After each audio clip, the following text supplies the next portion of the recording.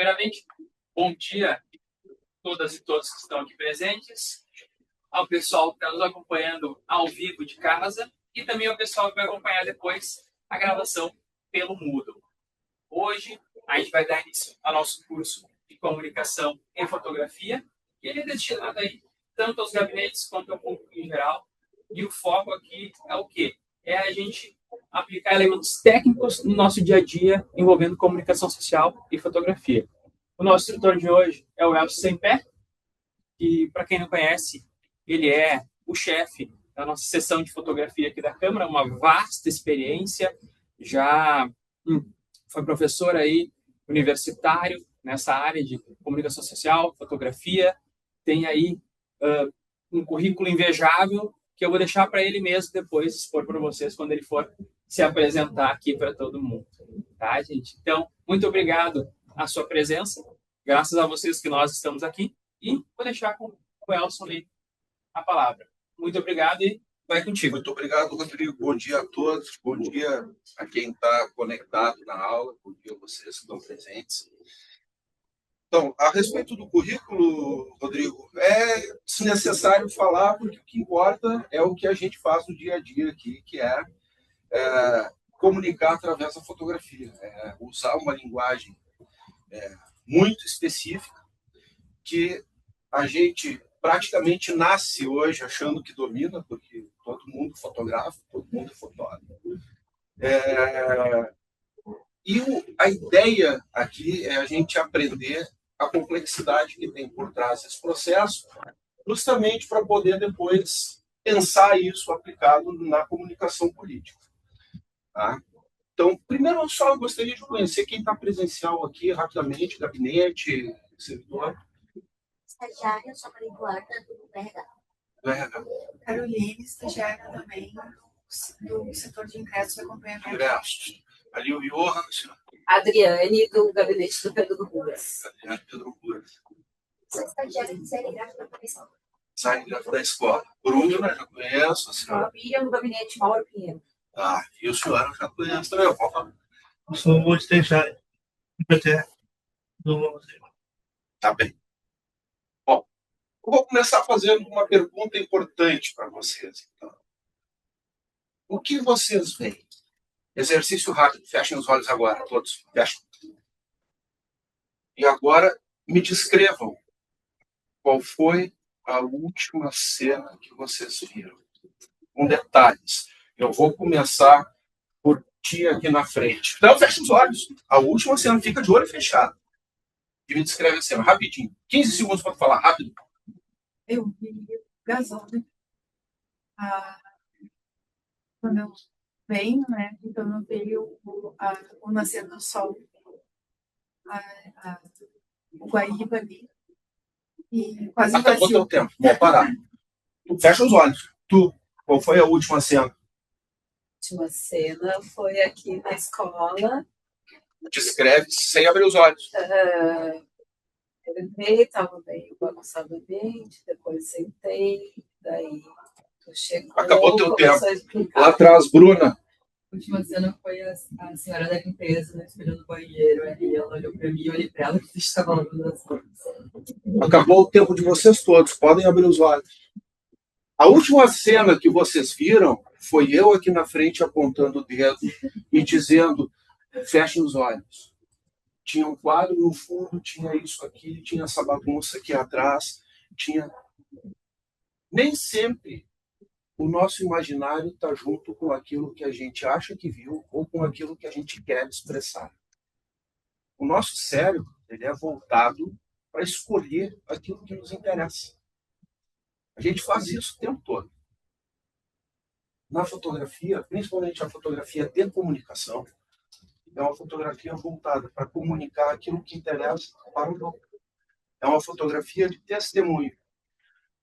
Vamos lá. Acabei de falar que nós temos a fotografia de testemunho. Isso que vocês me contaram da última cena que vocês viram é uma fotografia de memória pessoal. Porque ela trabalha com aquilo que toca você, com aquilo que interessa para você, com aquilo que vocês retiveram. E essa memória basta.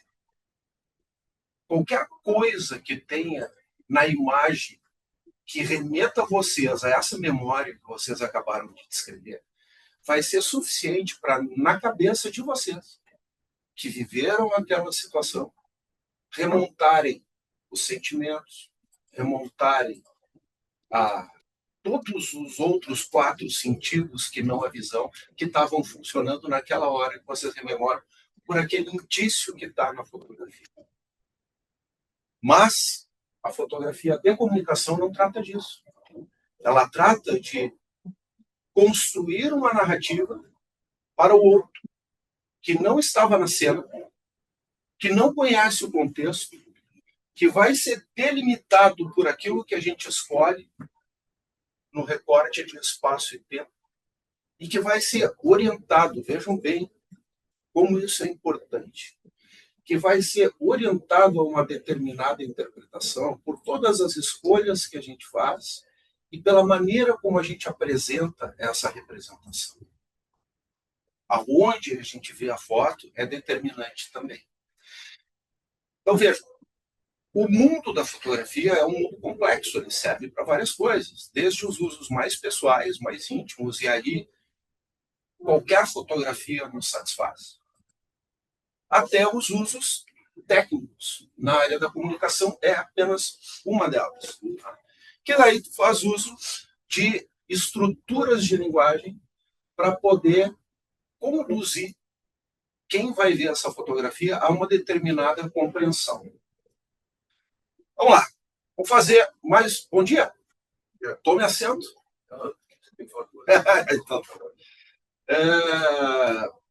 vamos fazer mais um experimento importante. Desde quando vocês veem? Eu respondo. Desde que vocês foram capazes de identificar o seio da mãe, que era o que alimentava vocês, e aquilo passou a ter um sentido, e o nenê identifica, vai no seio da mãe. Ali a visão já funciona. Mas o que de fato nós vemos? O que gera sentido? Como é que funciona? A gente para pensar como é que funciona a visão? A gente não para pensar como é que funciona a visão. A gente abre os olhos e ela funciona. Está aí, né? A gente vira a cabeça assim, olha lá, olha aqui, faz o foco onde quer, porque o olho automaticamente trabalha essas coisas. Para nós é suficiente, o nosso cérebro que comanda. Isso é o instintivo. Quando a gente vai passar para um equipamento com uma narrativa, a gente tem que desmanchar todos esses pedaços do funcionamento automático do cérebro e transformar em processos mecânicos. E compreender como é que eles funcionam para poder descrever o mundo. Vamos lá, vamos fazer um exercício bacana aí. Vamos.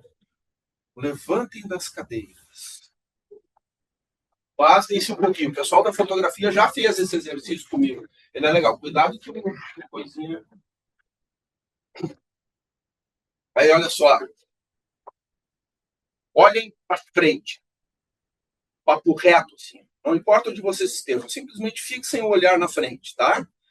E agora, percebam qual é o ponto de atenção que vocês têm, a nitidez desse ponto e o quanto em volta vocês têm de nitidez e capacidade de atenção sem movimentar o olho.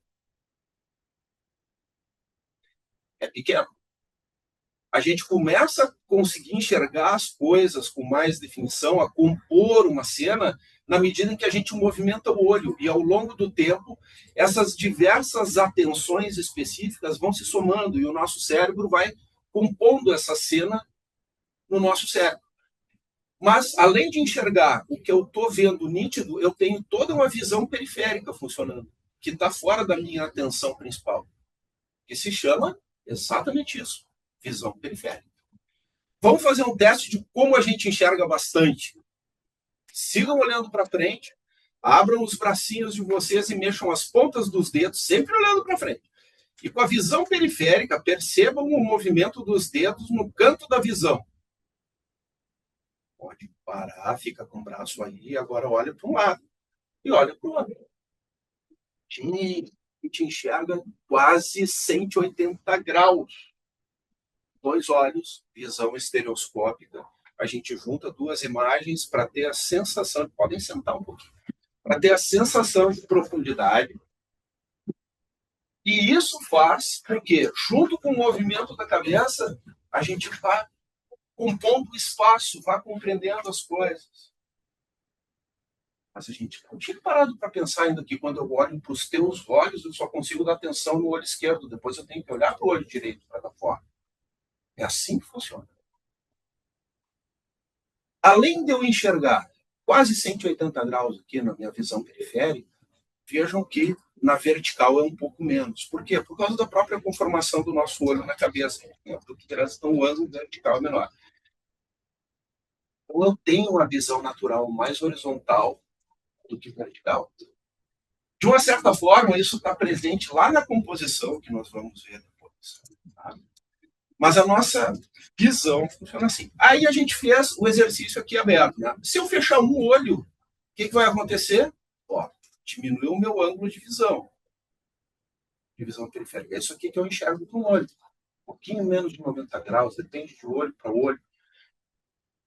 Por que é importante eu entender isso? Porque quando eu for trabalhar com equipamento fotográfico, eu vou estar trabalhando uma visão monocular. A câmera não tem dois olhos. A câmera não tem profundidade. Vocês devem lembrar, os mais antigos, como eu, que tinha uma câmera chamada estereoscópica, que eram duas lentes, assim, que faziam duas imagens que tu juntava e dava a sensação de profundidade. Até hoje se usa isso para fazer tridimensional, etc. Então, para quê? Para simular a visão. Nós não temos isso na fotografia. Porque nós temos a visão de um olho, que é um pouco mais desprovida de sensação de profundidade. A gente tem a sensação de profundidade pelo acúmulo daquilo que a gente viu ao longo do tempo. E pela experiência. Mas o olho, de fato, quando a gente faz assim, fecha o olho, ele tem mais dificuldade de calcular a distância, de calcular a profundidade. Tal. A gente percebe isso com facilidade quando faz uma excursão. E onde é que nós vamos chegar com isso? Primeiro, que a gente precisa entender como enxerga e entender como o equipamento vai funcionar para a gente poder se colocar no mundo para enxergar a fotografia. Porque a fotografia trata da maneira como a gente enxerga o mundo para os outros. E a gente pode enxergar o mundo... Bom dia, tome assento. Tudo bem? E a gente enxerga o mundo de uma maneira muito peculiar. Segundo, o que eu falei lá no começo? Segundo os nossos interesses. Eu vou insistir nessa questão no começo, antes de entrar em qualquer coisa técnica, porque é importante a gente abordar a maneira que o nosso cérebro funciona. A gente escolhe as coisas no ambiente e o nosso cérebro ignora o resto. É como se nós não víssemos. Quando eu faço uma fotografia, o que está no ambiente, o que apareceu na fotografia, está lá eternamente. Não tem como não ver. Então, aí nós já chegamos em um conceito importante de separação e de aprendizado necessário entre o que é o ver e o que é o resultado da fotografia. O ver, ele é contínuo e aditivo. As coisas vão se somando. Enquanto eu vejo, eu vou aumentando minha compreensão. A fotografia é o que a gente pode chamar de síntese subtrativa, porque eu recorto o espaço. Eu limito a um retângulo ou a um quadrado. E o que está fora daquilo não pertence mais. Mas também eu limito o que aparece nesse espaço. E tudo que aparece nesse espaço acaba se relacionando entre si. Por quê? Porque quando a gente for olhar a fotografia, a gente vai tentar entender o que aquilo está fazendo na narrativa. Tá? A gente faz uma foto, por exemplo, de... tem aqui, no nosso caso da Câmara, tem dois vereadores discutindo fortemente. E eu incluo, no fundo, um extintor de incêndio. Aquele extintor de incêndio pode ser só um ruído, mas ele pode ser minha intenção de dizer que alguém precisa apagar esse incêndio. Então, tudo que estiver na fotografia, na hora de interpretar, quem vê a fotografia vai tentar interpretar. Mas eu não vi aquele extintor de incêndio lá atrás. Ele só ficou lá porque ficou. Eu não dei bola, porque eu fiquei interessado só nos dois que estavam brigando aqui na frente. E o extintor ficou lá. Quando a pessoa for ver a foto, ela vai identificar aquele extintor de incêndio. Vai conectar aquele extintor de incêndio com a ideia de apagar incêndio. E vai trazer essa ideia para a cena que eu registrei em fotografia e ofereci como uma mediação. Eu não queria dizer aquilo. Mas a pessoa, quando foi ler, identificou aquele elemento, e aquele elemento está irremediavelmente na narrativa. Então, fotografia se trata de compreender como enxerga, e se trata tanto de escolher o que a gente quer que apareça na fotografia, como, fundamentalmente, aquilo que a gente não quer que apareça. Para quê? Para simplificar a informação, para que o outro leia e compreenda somente aquilo que a gente quer. Isso é uma amarração complexa, porque, que nem eu disse, a gente vê, naturalmente abre os olhos, mas a gente não para pensar como é que isso funciona. O que de fato a gente está selecionando, como é que isso está funcionando.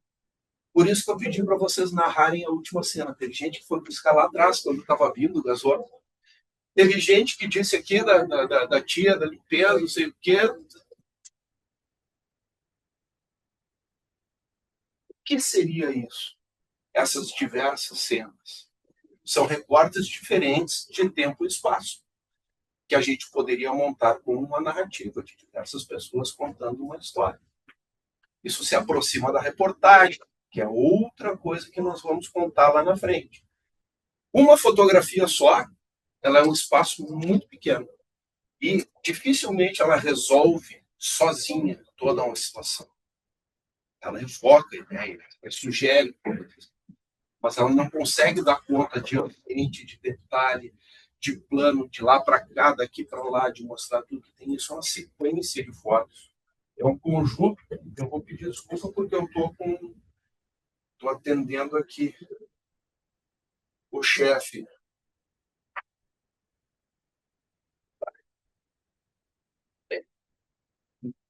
E a gente nos escanteia descendo. Então, sair desse espaço de conforto na fotografia, onde a gente pensa que eu vou pegar um equipamento bom, vou aprender a lidar com o equipamento, e eu vou fazer fotografias boas, é muito importante. Porque a fotografia boa tem a ver com o equipamento adequado, sim. Desde que eu conheça a potencialidade dele e que eu construa uma capacidade de narrativa clara, precisa, concisa, como diria o vereador João Tibe, nosso decano antigo aqui, capaz de comunicar de maneira mais objetiva possível aquilo que eu quero, eliminando na área da comunicação, na área do jornalismo, na área da política, o máximo possível das interpretações dúbias, ambíguas. A fotografia ela é ambígua por natureza, ela é só uma aparição de algo. Como é que eu consigo guiar a leitura dessa fotografia? Vamos lá. Se eu fizer aquela foto dos dois vereadores com o extintor atrás, e eu botar uma legenda na foto que diga que a situação esquentou muito e não sei o que é. Eu vou olhar para aquele extintor com uma outra visão. Eu vou identificar que ele está fazendo parte da construção e que ele está ali por gosto, ele está sugerindo algo.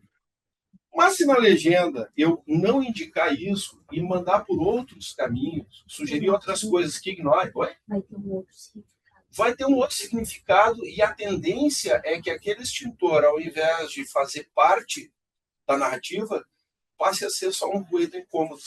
Uma coisa vermelha que está lá atrás, que faz o meu olho ir lá tentar identificar, descartar aquilo como algo importante para depois poder dar conta e me atentar àquilo que eu estava querendo resolver. Então, a fotografia precisa, primeiro, de uma consciência bastante construída, insistente, isso é ao longo de muito tempo que a gente vai amarrando, de como funciona a nossa visão e do que nós queremos ver. Passa por uma capacidade de se entender no lugar, no espaço, porque dependendo de onde eu enxergo, de como eu me movimento, as coisas se movimentam junto comigo. Se eu andar um pouquinho para lá olhando para ti, ele esconde a amiga lá atrás. Ela já deixa de existir na minha foto. Se eu subir um pouquinho aqui, tudo isso faz com que os planos, com que os diversos elementos, eles se combinem e eles se recombinem. Ponto de vista. Ponto de vista é importante. De onde eu enxergo assim? E para quem eu estou enxergando assim? Parece fácil, mas não é. Por quê? Porque a gente levanta da cama de manhã, fica em pé e sai por aí olhando assim, né? Ninguém anda por aí se abaixando assim. Ninguém sobe em alguma coisa para olhar as coisas de cima para baixo. Mas é preciso construir esse imaginário. É preciso ver imaginário, é uma palavra importante, que está ligada à imagem. E que nós ligamos imaginário sempre a uma coisa da aura, uma coisa etérea. Não, o imaginário tem a ver com a construção de imagem mental, que é um conceito. Seria muito fácil eu chegar aqui, pegar o equipamento e mostrar para vocês, olha, isso funciona assim, assim, assado, tu vai para lá, aperta o botão, mede a luz e tá tudo certo. Vai funcionar. Não vai. Por quê? Porque a gente precisa aprender a escrever o texto mentalmente. Imagem significa palavras. Palavra só significa alguma coisa porque remete a uma imagem. Elas são necessariamente dois lados da mesma moeda. Uma não existe sem a outra. Ou vocês conseguem ler aquele monte de letrinha japonesa, asiática, ou o alfabeto lá dos russos, não sei o que. Eles conseguem. Ou vocês conseguem entender quando um javanês está falando, para falar do homem que falava javanês lá. Não sei. Por quê? Porque não se detém um código capaz de chegar naquela representação e transformar aquilo em sentido. E essa é uma das armadilhas e, ao mesmo tempo, o grande poder da fotografia. Por quê? Porque todo mundo vê e parece bastar. Então, parece que a fotografia funciona. Mas existem códigos dentro da fotografia que precisam ser respeitados ou quebrados de maneira intencional, para gerar sentido, para gerar informação. Senão aquilo é só um monte de emaranhado que nem os palitinhos japoneses. Eu preciso conectar a ideia. A sorte é que, como eu disse antes, todos nós abrimos os olhos e vemos. A grande maioria da população vê, exceto aquelas pessoas que têm dificuldade com visão. E isso é uma ferramenta indispensável para construir essa outra narrativa. Mas nós não vemos como narrativa, nós precisamos aprender a narrar. E principalmente, e é um exercício bacana, esse que a gente fez no começo, a gente não fala o que a gente vê, a gente não conversa mentalmente com aquilo que a gente vê. Quando a gente vai fotografar, eu pareço um louco de vez em quando no plenário, quem fica perto de mim, às vezes eu estou falando sozinho, baixinho, com a câmera. Eu estou falando a história, estou construindo a imagem. O Johan, que é estagiário lá da fotografia, dava um pouquinho de risada disso. Não é só coisa, entendeu? Eu gosto também. Hoje eu faço também. Mas eu estar conversando com o cara. Esse cara é bom. É. Não, a fotografia, de uma certa forma, nos tira do lugar comum. Que é isso, gente. Ninguém anda baixadinho. Eu me deito no chão no plenário para fazer a foto. Porque eu preciso juntar um primeiro plano com fundo. Mas isso, eu tenho que pensar e construir mentalmente antes em como é que esses planos vão se comportar. Mas, ao mesmo tempo, para essa construção mental funcionar, eu preciso ter estado naquele lugar em algum dia, ter experimentado essa visão, para dizer, aqui isso funciona assim. A parte boa é que hoje a gente experimenta vendo as fotos dos outros também. A gente tem muita referência visual disponível. E se a gente aprende a olhar a fotografia com uma visão crítica e a decupar essa informação, que nem se fazia análise sintática. Segundo grau, não, primeiro grau isso ainda. Sujeito, predicado, complemento nominal, adjunto adverbial de sei lá o quê. A fotografia tem sujeito oculto. Maravilha. Mas, enfim, isso está lá, tá? Como uma narrativa. Ué, vamos fazer um outro exercício sobre a nossa capacidade de visão, sobre como funcionam algumas coisas e já começando a querer entrar nessa questão do equipamento. Falei para vocês que a gente tem uma visão mais ou menos retangular, né? A gente enxerga mais ou menos 180 graus na horizontal e um pouco menos na vertical.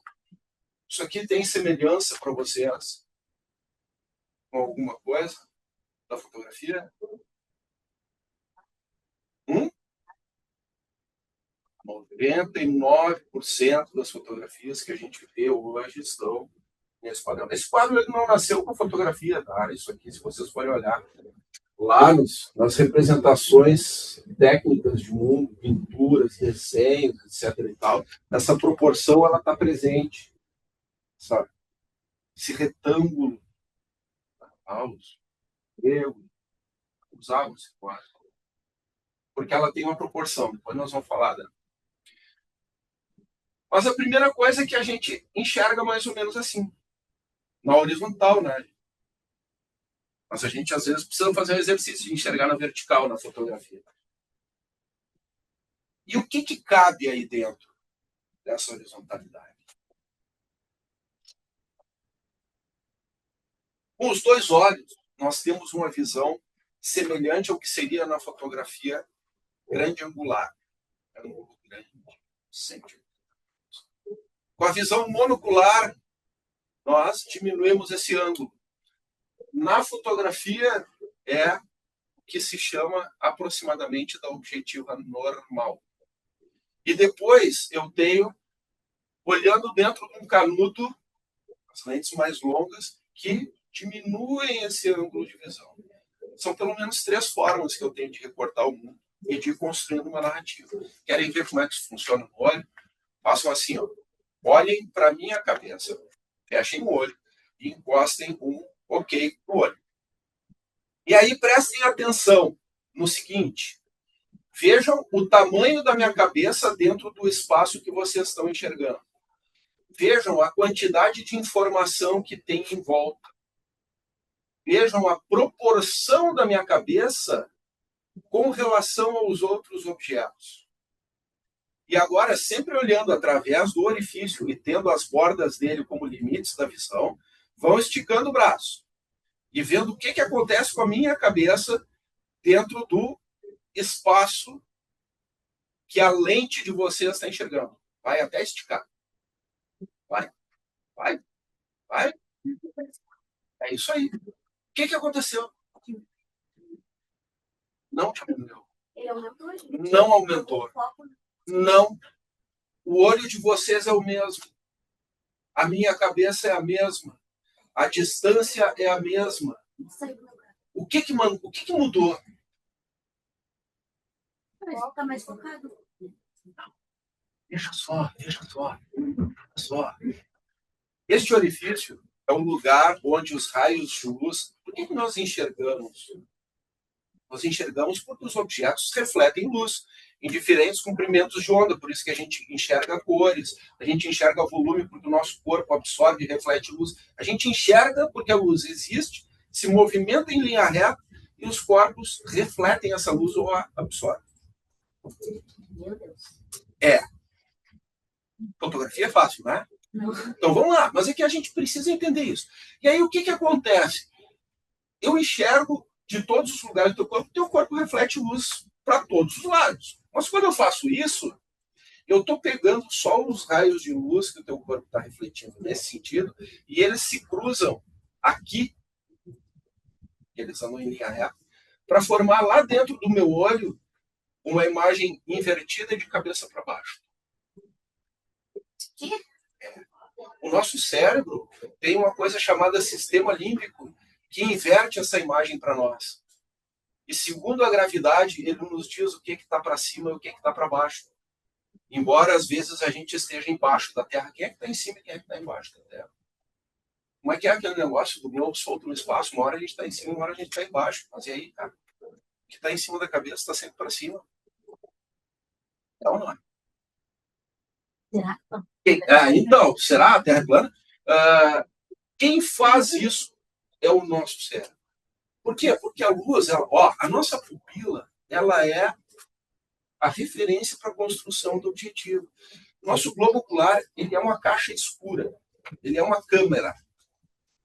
Onde a luz entra por esse orifício chamado pupila, que se ajusta de acordo com a quantidade de luz disponível, para mais ou para menos, para regular a luz que entra.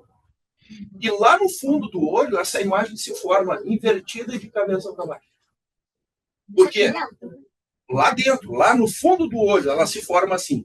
Aí o teu nervo óptico pega isso, joga lá para dentro do teu cérebro, combina as informações do teu sistema límbico, que é o que está no teu ouvido, está dentro da tua cabeça. Faz a gente enxergar o resto. Que aí ele te diz assim, a gravidade está para lá, isso aqui está para cima, ó, e o cérebro inverte. Isso é legal, dá uma olhadinha, é bem divertido. E diz, como eu nunca pensei nisso? E é cientificamente comprovado. Não é coisa da minha cabeça. Não é coisa da tua cabeça, é coisa que acontece na tua cabeça, não é coisa da tua cabeça. É assim que a gente vê. E aí que tá. Essas coisas, elas são muito naturais e parecem fáceis. Mas elas acontecem sem a gente saber muito bem como. Depois que a gente vai estudando, a gente entende. Por que conhecer isso é importante? Porque esses carinhas aqui, os equipamentos fotográficos, eles são o quê? Uma câmera escura. Isso aqui é uma caixa fechada. Ó.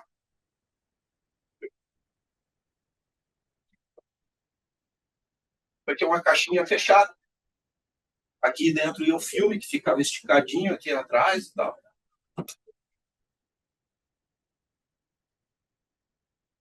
E essa peça que a gente chama de objetiva, a maior parte das pessoas chama de lente, mas na verdade isso daqui é composto por várias lentes combinadas aqui dentro.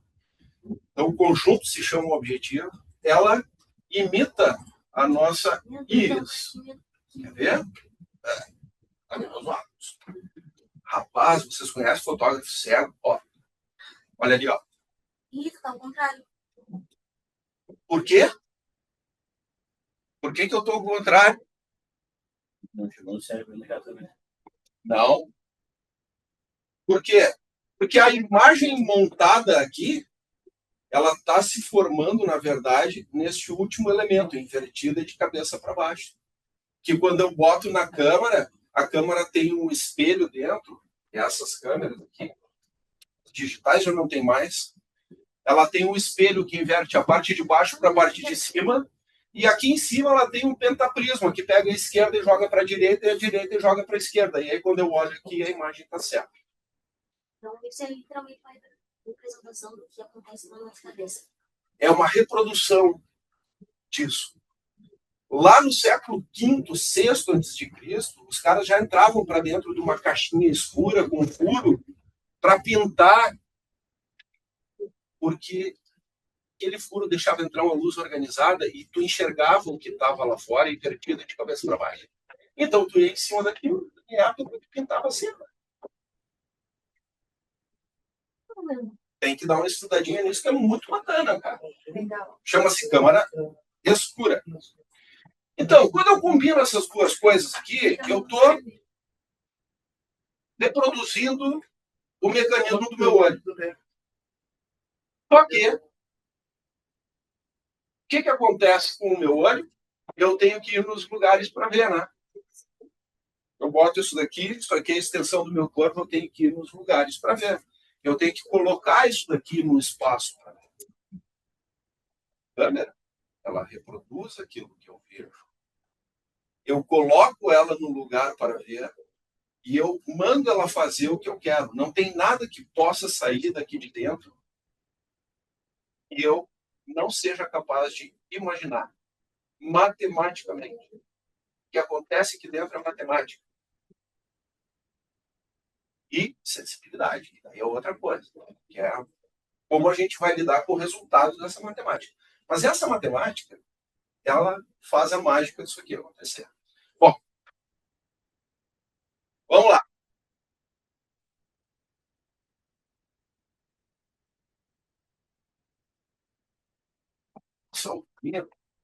Posso, mas eu consigo comandar? Eu fiz esse introito para a gente começar a avançar naquilo que, de uma certa maneira,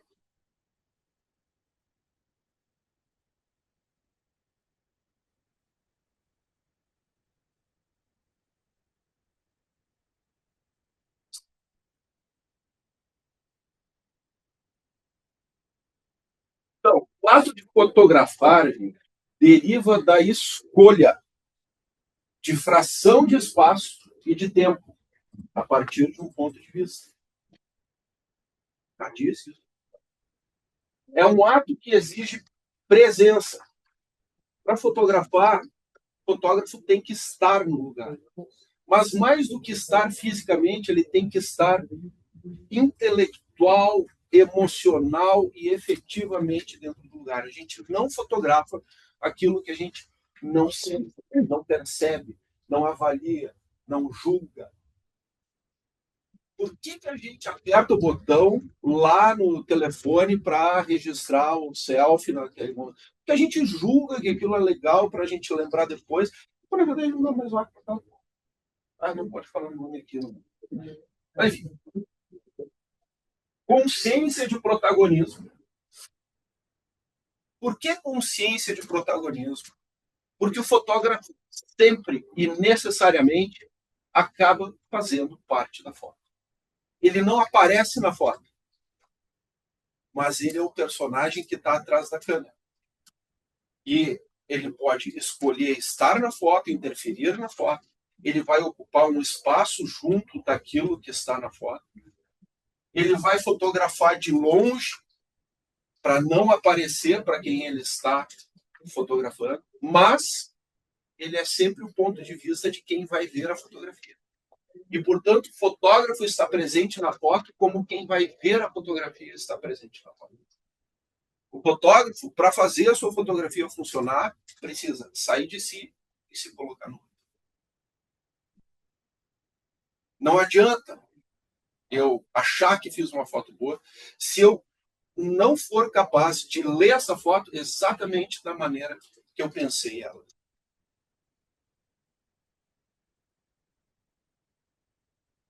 Compreensão de geometria.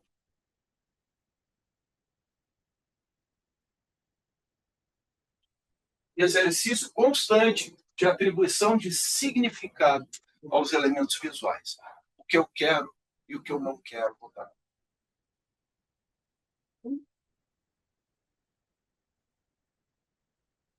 O que vocês enxergam nessa foto aqui? Eu gosto muito dessa foto. Faz 30 anos que eu fotografo política, faz 30 anos que eu sento nesse plenário, vejo as coisas acontecerem aqui dentro e o que se faz aqui em termos de registro de imagens e de construção de significado está muito atrelado à imagem dos vereadores e ao que acontece no plenário todos os dias. A gente não tem uma margem, digamos assim, de beleza para atuar, mas nós temos informações eficazes. Quando a gente sai para a rua, a gente faz outras coisas. Que é isso aqui, que de vez em quando eu faço e me dá uma alegria muito grande. O que vocês enxergam nessa foto? Vamos lá. Diga. Eu estou entregando algo que, passando lá, meus olhos não veem. Eu não sei o que é que está na igreja. Eu não percebo. Não? Isso Aqui tu conhece. Sim, Sim. eu escrevi várias vezes, mas não E recordo. essa igreja aqui vocês não conhecem. Veja. Primeiro vamos começar com os elementos, então. Vamos botar em vista o que é isso. Hã? Isso. Isso aqui é a cúpula da igreja matriz. Lá em cima, na Praça da Matriz. Tá? Se a gente olhar, essa foto foi feita lá do Anfiteatro Pôr do Sol. Tá?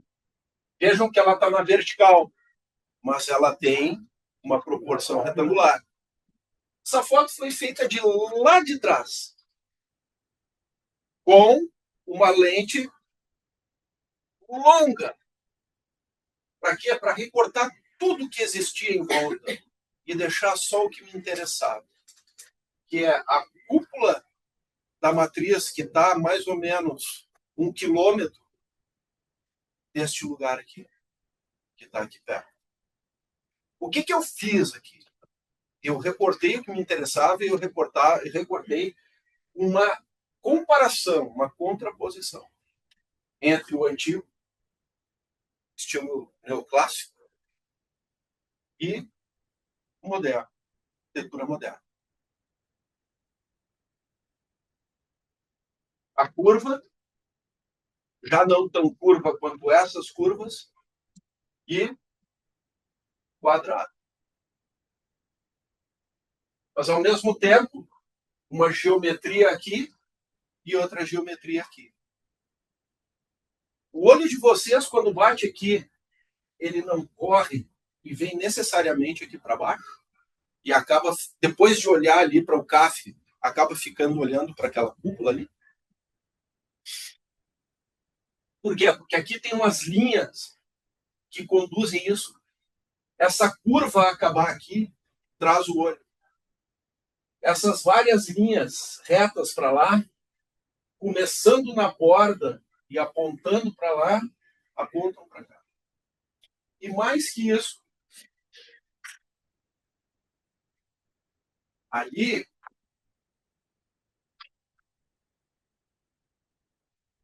virar no chão. Ali,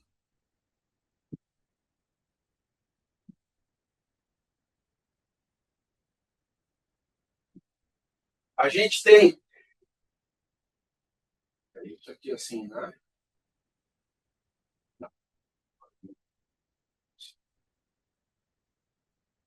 E aqui,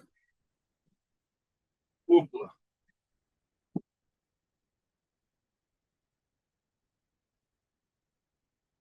O que a gente tem ali? Espaço ocupado com o que interessa, espaço ocupado com o que interessa, limpo. Por que eu fui lá no Anfiteatro Pôr do Sol para poder fazer essa foto?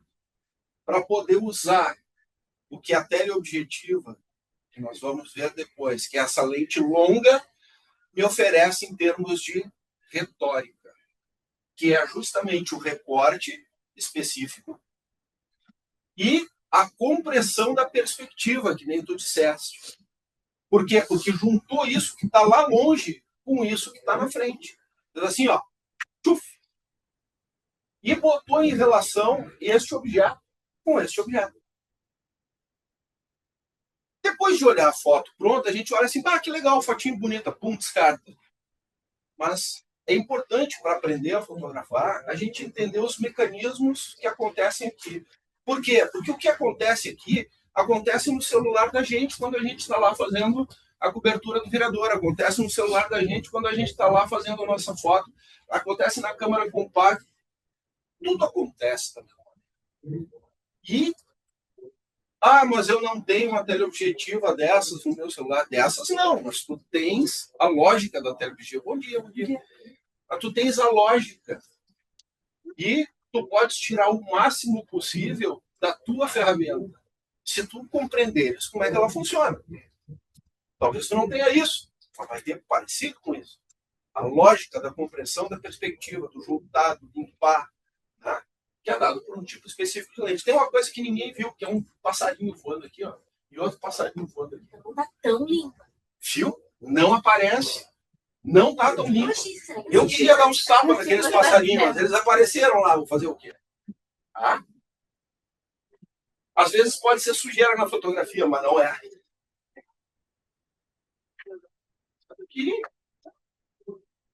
Ué.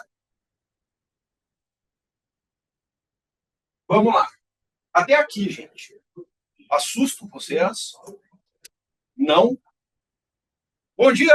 Como é que está o senhor, diretor? Uau! Muito obrigado!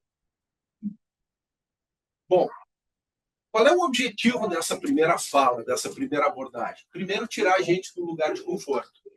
De que a gente enxerga e está tudo bem, eu preciso resolver lá na câmara. Não, eu preciso dedicar um bom tempo à minha compreensão de como é que funciona o meu olhar. Como é que eu faço isso? Olhando fotografia. Tentando. Agora vocês já sabem disso aqui, vocês já sabem disso aqui, vocês já sabem disso aqui. Então, tentem se colocar no lugar do fotógrafo quando vocês olham as fotografias. De onde esse cara está olhando? Com que ângulo ele está enxergando? Tem mais coisa ou tem menos coisa? Como é que está essa perspectiva? Nós vamos voltar a isso depois. Mas quando a gente olha a foto, normalmente a gente olha a planura da foto, a gente olha aquilo que a foto representa. Mas a gente esquece, e aí para aprender a fotografar é importante. É importante a gente entrar na estrutura da fotografia. Entender aquilo que está ali por trás. E vamos lá, existem vários níveis para isso, tá? Alguém que está aqui só para... eu quero entender como é que funciona. Não precisa se enlouquecer com esse negócio também. Ir lá, pegar a fotografia, começar a filosofar na fotografia, isso para os loucos que nem eu. Mas tem que olhar para a fotografia com um interesse diferente. Né? Porque o interesse na fotografia tem que estar no processo que gerou ela. E compreender o resultado. Para depois dizer se gosta ou não. Por quê? Porque o gostar é da classe dos sentimentos, é da classe do individual. Agora, compreender o processo é da classe do coletivo, é da parte técnica. Né? Aí, cada um tem sua linguagem, cada um tem suas coisas, e é legal quando as pessoas vão desenvolvendo as linguagens distintas. Mas tem que passar por isso aqui. Vamos lá. Não, cara. É isso. Qual é? Entendi.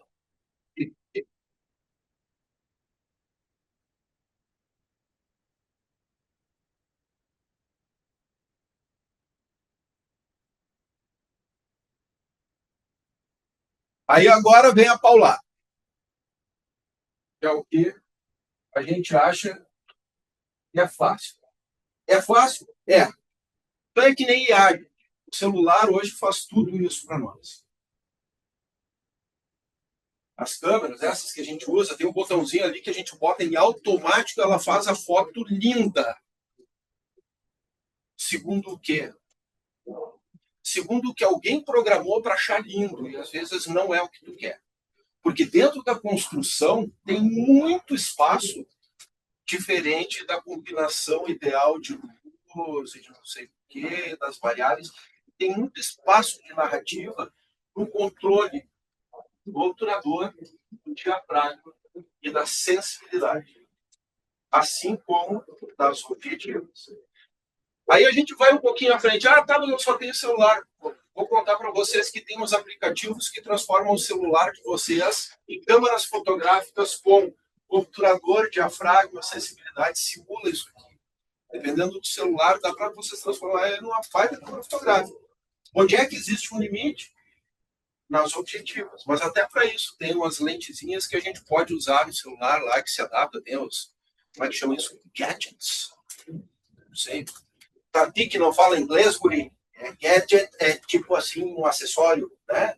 Como diria Chico, o vereador Raiz. Eu não posso usar isso aqui, depois vai me cobrar. Olha. Oi? Fazendo propaganda. Primeira etapa, então, gente. A combinação dos diversos ajustes interfere diretamente no resultado simbólico obtido. Vamos lá. Vamos puxar esse cara aqui para cá. Meio acidentado, mas no fim dá tudo certo. Lateral.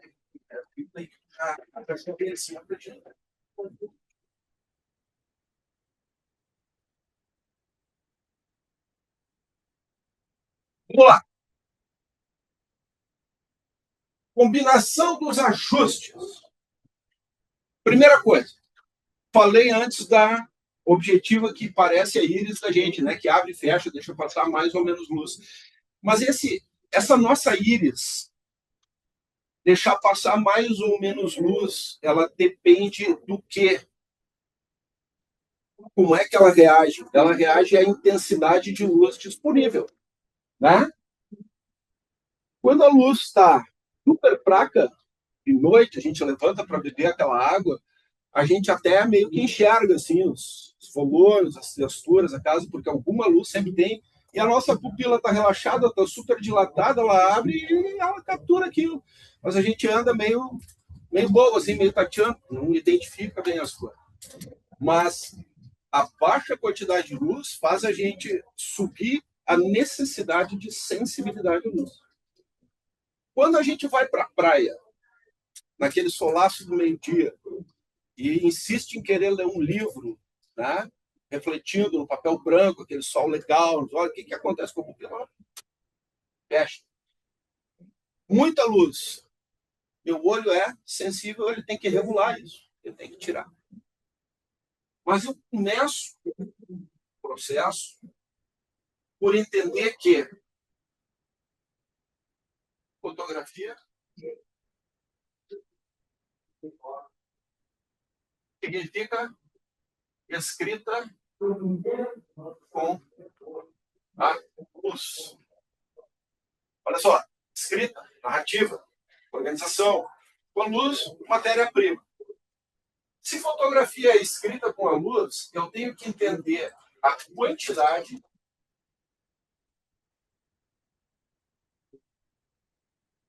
e a qualidade da luz. Nós vamos falar da qualidade mais lá na frente, na última aula, na quarta-feira. Mas agora a quantidade. A quantidade é o que existe. A gente não tem como mudar, ou tem. Eu tenho como mudar a quantidade de luz que existe ou não tenho? Tenho. Eu posso botar mais luz, eu posso fazer uma sombra, mas isso tudo interfere numa coisa chamada ISO. ISO é um número misterioso chamado International Standards Organization, que trata para a fotografia com os seguintes numerozinhos, padrão. Só que eu vou apagar depois e vou montar de uma maneira diferente para vocês entenderem, tá? Mas isso aqui eu vou botar agora. Que antigamente nos filmes, os mais antigos, devem se lembrar que era ASA. Filme ASA 100. Quem é que é antigo aí, que é da época do filme? Óbvio, sabe.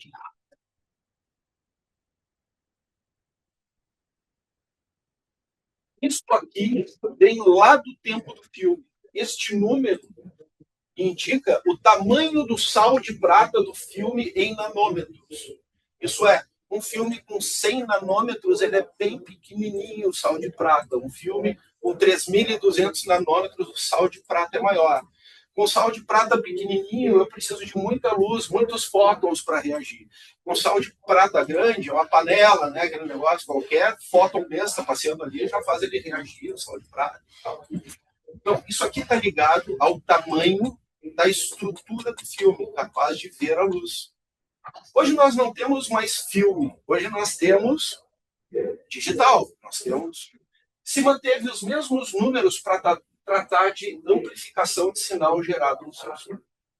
Mas o que é isso? Quando eu tenho um sal de prata menor, ou quando eu vou amplificar pouco, significa que eu tenho muita luz disponível.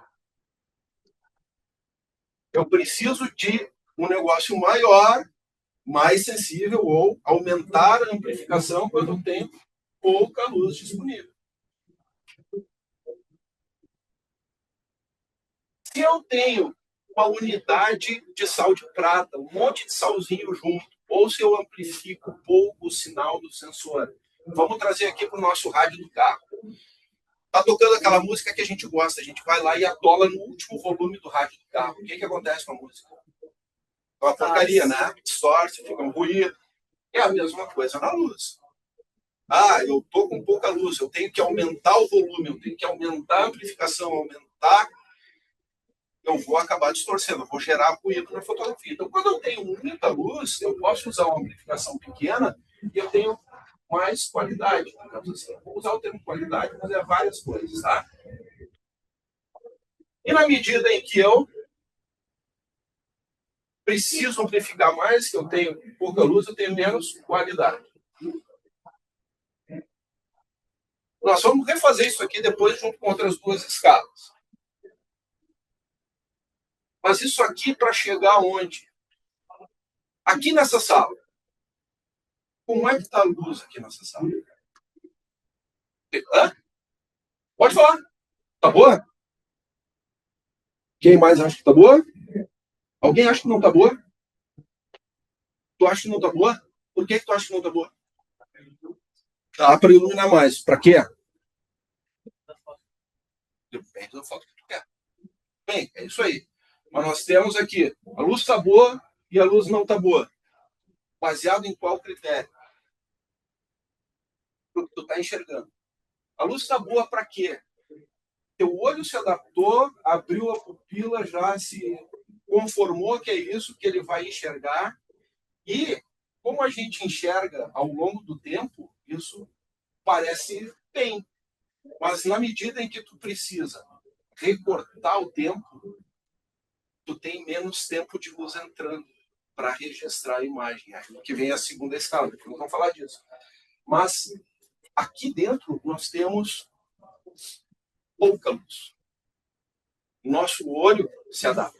Toda vez que eu estou lidando com luz artificial em ambientes internos, a não ser que seja uma luz especialmente voltada para cinema, para fotografia de alta intensidade, porque daí supre essa necessidade, mas a luz normal interna, ela é normalmente uma luz de baixa intensidade e baixa qualidade. Que cor é a luz aqui de dentro? É amarela? Não. É branca, mas esses negócios fazem. Viu como um sorriso faz a pessoa correr no erro depois de ter acertado? Sim, a luz é amarela, porque ela é uma luz de baixa frequência. Tá? Essa luz aqui ela deve ter 3.600 Kelvin, que é uma temperatura de cor baixa. Tá? Na medida em que a gente vai para uma luz mais do sol, para uma luz mais branca, a gente muda. Aí a luz fica mais azulada. Por quê? Porque ela sobe a frequência. Ela sobe a temperatura do objeto que emite essa luz. Ah, isso daí é uma história muito linda. Por que é em Kelvin? É o cara lá que desenvolveu essa coisa. Mas o que eu preciso saber? Toda vez que eu tenho pouca luz, eu tenho que apelar para uma amplificação maior do meu sinal. Toda vez que eu tenho muita luz, eu posso e devo trabalhar com uma amplificação menor. Primeiro, porque eu tenho mais qualidade.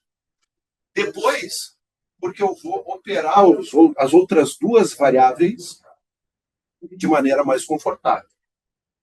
Eu vou mostrar para vocês como é que nós estamos na hora do intervalo para não matar 10h30. Acho que podemos fazer agora. Tá, deixa só eu dar esse tip aqui antes da gente fazer a primeira paradinha. Essa escala da sensibilidade e a compreensão da luz, a capacidade de olhar para a luz, entender se tem bastante luz ou pouca luz, implica em eu usar os outros mecanismos que estão aqui dentro. Ou em eu entender o que acontece no meu celular. Ou em eu adaptar o que eu vou fazer aos resultados possíveis do que eu vou fazer. Porque daí eu não me frustro, eu sei o que eu tenho e o que eu não tenho. O que mais eu tenho aqui? Disse para vocês que isso é um recorde de espaço e tempo, né? Na volta do intervalo, nós vamos falar do tempo. Mas antes, olhem para cá. 1 segundo é muito tempo ou pouco tempo? Hã? Eu estou fazendo uma pergunta geral. Em 1 segundo, tudo pode mudar. Em 1 segundo é pouco tempo ou é muito tempo? Pouco tempo. 1 segundo. Oi? Pá.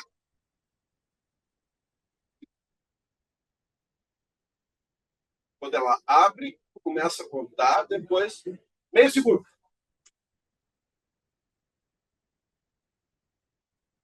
Um quarto de segundo.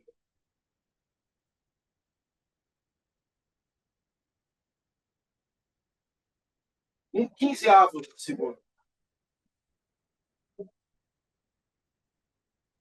Um 250 avos de segundo.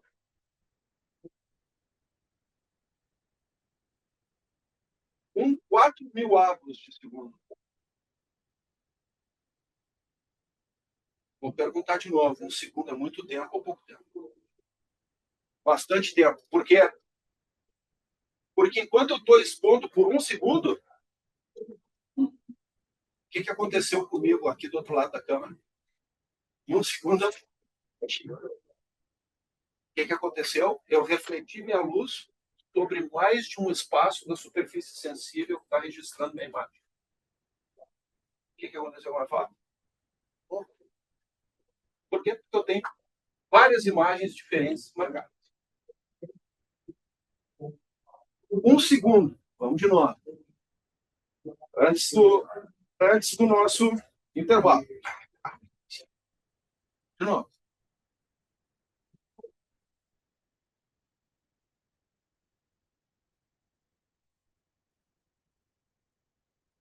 $250 avos de segundo. 250 avos. Onde é que entrou mais luz? Em 1 segundo? Ou em 250 avos de segundo? Luz é onda, é fluxo, é energia. Enquanto está aberto, o obturador está passando luz de caminhão, está marcando a minha foto, está inundando aquilo lá de luz. Está ficando cada vez mais branco.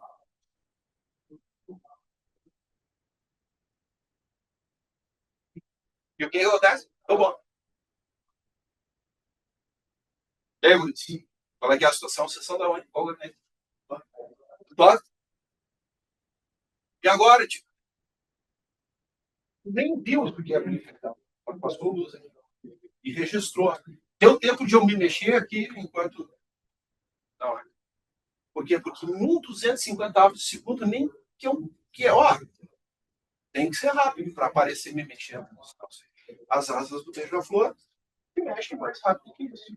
Para congelar a asa de beija-flor, tu precisa de 8.000 avos, 4.000 avos.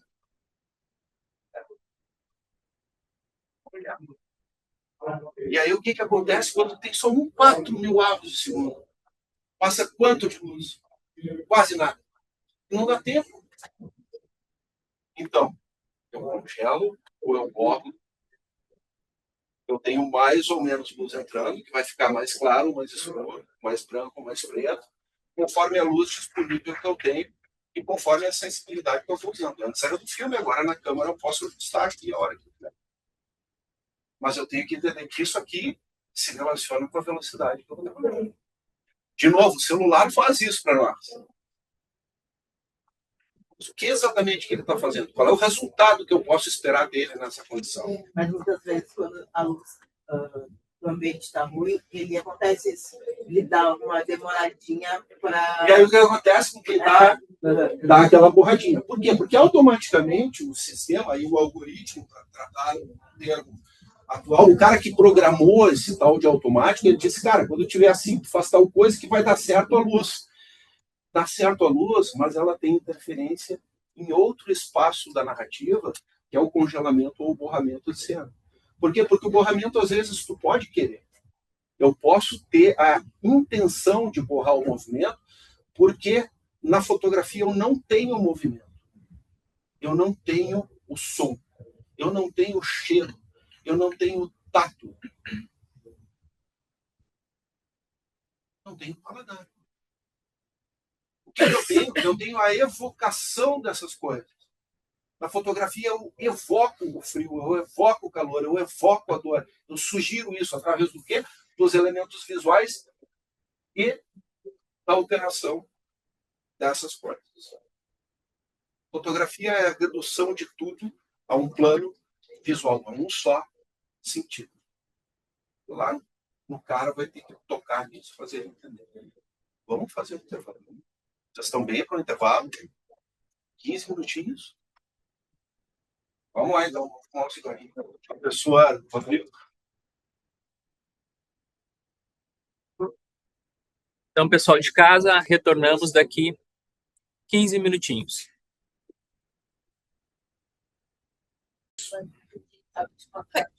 Então, voltamos, pessoal. Vamos retomar aqui, então, depois do nosso intervalinho.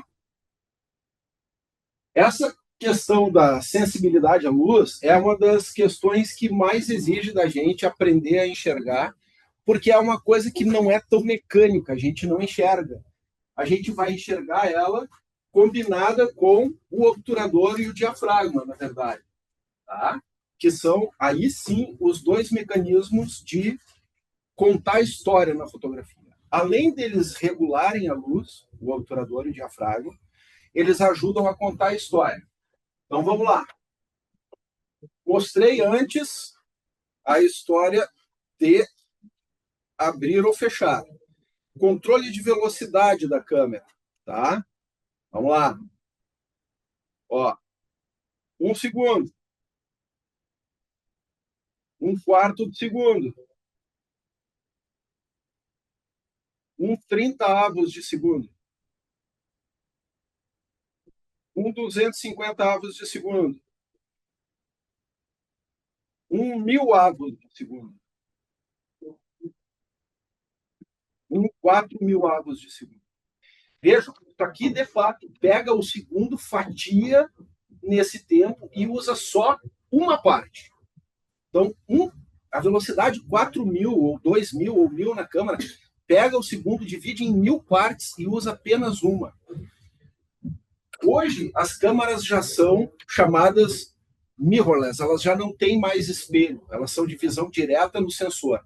Então, elas não têm nem o espelho e nem este mecanismo aqui de trás, que é a cortina do obturador. Vejam aqui. A gente tem, ó, aqui o retângulo da fotografia. Aqui tem uma dupla cortina. Ela vai abrir, ficar o tempo que eu mandei aberta, e depois tem uma segunda cortina que vem atrás e fecha. Por que a cortina não abre e depois fecha? Porque se ela abre daqui para lá e depois fecha de lá para cá, aqui foi o último lugar a abrir e o primeiro lugar a fechar. Vai dar uma diferença de tempo de exposição. Então, o obturador são duas cortinas. A primeira abre e a segunda fecha, no mesmo sentido. Depois se arma o sistema de novo e está pronto para abrir e fechar de novo. Nas câmeras de agora, nas câmeras digitais mirrorless, que são sem esse obturador, isso aqui é simulado pelo processador que vai capturar e registrar a imagem eletronicamente só naquele tempo que eu estou mandando. Então, não tem mais esse mecanismo, mas esse mecanismo é simulado eletronicamente. Assim como o ISO é simulado eletronicamente. A sensibilidade é uma amplificação, que é a simulação da sensibilidade do filme à luz. Tá? Então, vamos lá. De novo. O obturador lento, passa bastante luz, mas deu tempo do objeto se movimentar aí e borrar. Na medida em que eu aumento a velocidade, aqui o 30, já tem menos luz, mas vocês ainda enxergam do outro lado. Enquanto vocês ainda enxergam do outro lado, dá tempo do objeto se movimentar. A partir do momento que o olho não é mais capaz de perceber o abrir e fechar, que é mais ou menos ali em 250, vamos ver, já não se enxerga mais a luz do outro lado, né? A cortina se mexeu, mas vocês não enxergaram a luz do outro lado. Aqui já começa a congelar o movimento. Por quê? Porque o nosso próprio olho e a fotografia não são capazes de ver esse movimento. Que movimento que congela? Os movimentos mais ou menos médios. Uma pessoa correndo devagar, né? Mas se passar um carro a 100 por hora, em 250, vai borrar. Eu vou precisar de uma velocidade maior para poder congelar, para poder impedir que esse objeto fique tempo suficiente exposto para se movimentar e mandar a luz aqui para dentro em mais de um lugar. Tá? Aqui eu tenho escondida uma das escolhas retóricas da minha fotografia, que é congelar ou borrar. E aí temos a nossa segunda escala funcional aqui, que é a escala dos números V, de velocidade, que é mais ou menos assim. 1, 2, 4, 8, 15, 30, 60, 125, 250, 500, 1000, 2000, e assim vai, dependendo do equipamento, vai estar lá. E eu tenho uma velocidade aqui, ou mais para trás, que é chamada B, que é que é o propulsor, que é o disparador, que é enquanto eu estiver com ele apertado, disparando, eu vou estar com a cena exposta. Tá? Eu posso fazer uma exposição de 1 hora, 2 horas. O pessoal que fotografa estrela, por exemplo, para fazer aquela foto do céu onde as estrelas se movimentam e riscam o céu, eles botam no tripé, deixam em B, chaveado, obturador aberto, enquanto a Terra se movimenta. E aí as estrelas riscam no céu ao longo das horas e faz aquele movimento. É muito bonito. Né? Serve para algumas coisas. É uma parte da técnica. Mas vamos lá. Olha só. Isso aqui tem uma classificação, essas escalas. Tá? Escala de ISO é mais ou menos o seguinte. Ó. ISO alto, médio e baixo. Velocidade é a mesma coisa. Por isso a gente deve fazer o exercício de enxergar uma escala em cima da outra. Mentalmente. Faz no caderninho, mas faz mentalmente. De 30 para baixo, são velocidades lentas. Entra mais luz. Mas borra movimento. 60 e 125 são velocidades médias. Aqui eu já começo a congelar o movimento de uma pessoa caminhando, o movimento mais moderado, aqui o movimento já para. Tá? E de 250 para cima são velocidades altas. Entra menos luz, mas congela. A letra é horrível e no quadro pior ainda, mas dá para entender. Então, de acordo com a luz disponível, eu já tenho uma escolha a fazer. Isso aqui controla a quantidade de luz, vai dizer se a foto fica mais clara ou fica mais escura. Mas eu dependo da quantidade de luz e do ISO e dependo do que eu quero fazer com a minha fotografia.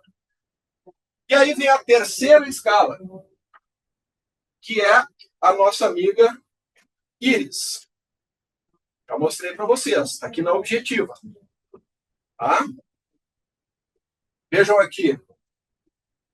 Na objetiva, aberto. Né? Na medida em que eu for fechando o diafragma... esse daqui. Aqui. Oi. Ó, na medida em que eu for abrindo ou fechando o diafragma, eu diminuo o espaço pelo qual passa a luz ali. Entenderam? Ó, diminui o espaço pelo qual passa a luz. O que isso faz? Assim como o ISO e a velocidade, ele também controla a quantidade de luz que vai chegar lá atrás. Mas ele controla o que é além da quantidade? Ele controla o que a gente chama de profundidade de campo.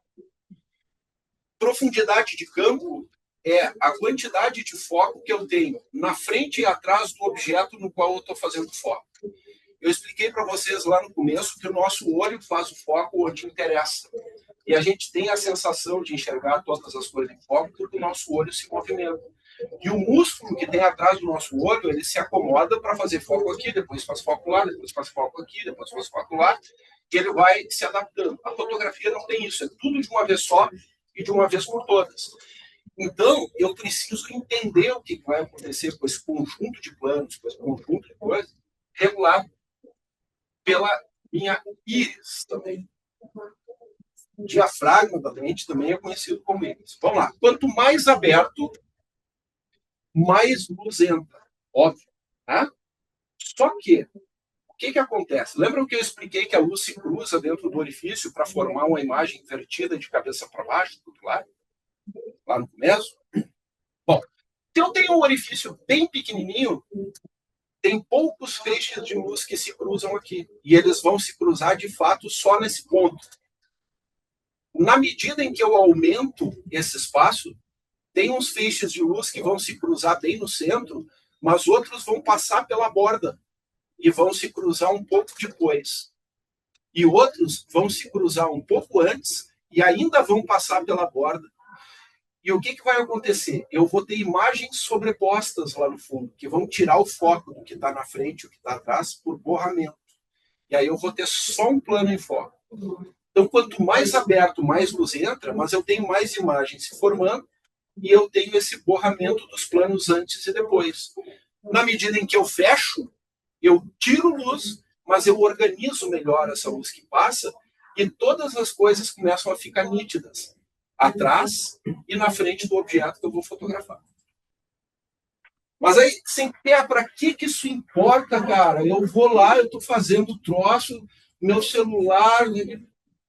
Teu celular vai te entregar alguma coisa quanto a isso. Se tu entender como é que ele funciona, se tu tiver a capacidade de ajustar esses parâmetros nele, ele vai te entregar a simulação disso também.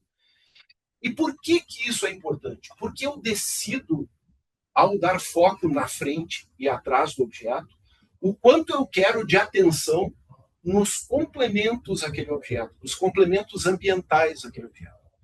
Quando eu desfoco alguma coisa, o meu olho, quando vai ler a foto, automaticamente ele pensa assim, tá, isso aqui é menos importante, eu vou para onde está o foco. Isso é natural, basta a gente olhar qualquer fotografia. A gente vai primeiro onde está nítido e depois o olho sai para explorar o restante da fotografia para entender o que tem lá.